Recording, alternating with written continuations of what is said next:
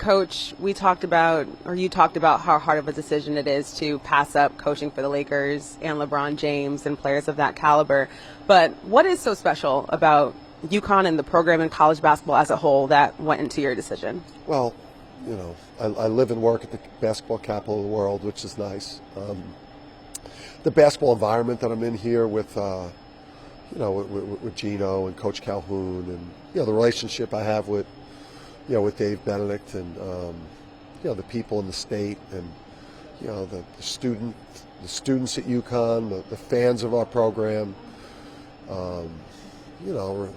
Rochelle Rubin and President Herbst that hired me, and the program that we've put together. It's a special program. It's a special coaching staff. It's special players. And in the end, you just can't walk away from that. You mentioned some of your players, especially Alex, who you talked about going through this decision and afterwards, and what that loyalty means. But what does that loyalty mean for you, having that come from your players and the fan base seeing that loyalty from you to this program? Yeah, it's you turn down the opportunity to lead one of the biggest sports franchises in the world. I think that that tells a story of what you think about where you are, and what it means to you in your heart, and that you have a special opportunity here. I don't think there's many coaches that have ever been faced with coaching in two just iconic places, and to have to make a decision between the two. Although it was excruciating process because of the incredible opportunities. In the end, you know where your heart is. For you, Coach, you said that one regret that you do have is that it was the Lakers that came calling. There's never really the right time to step away from a job that you love, but when do you think that right time will be for you? And do you think that if it was the right time, you would have accepted the job?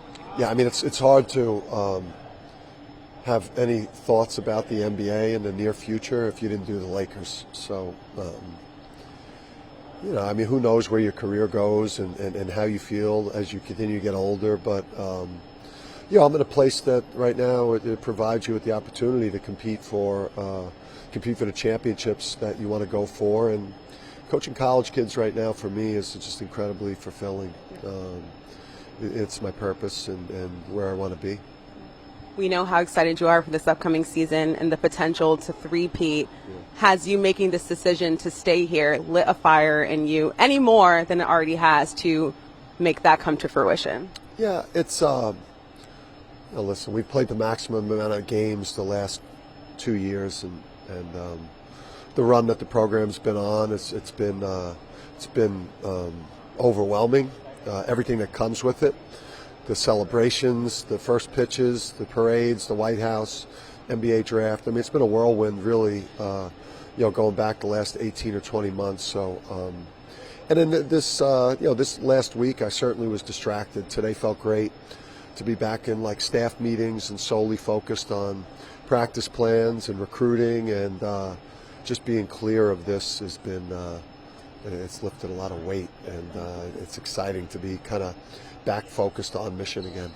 Well, one thing you did do, Coach, is you confirmed what a lot of Connecticut residents already knew, that it is a more desired destination than Los Angeles. So thank you for that. I love it here.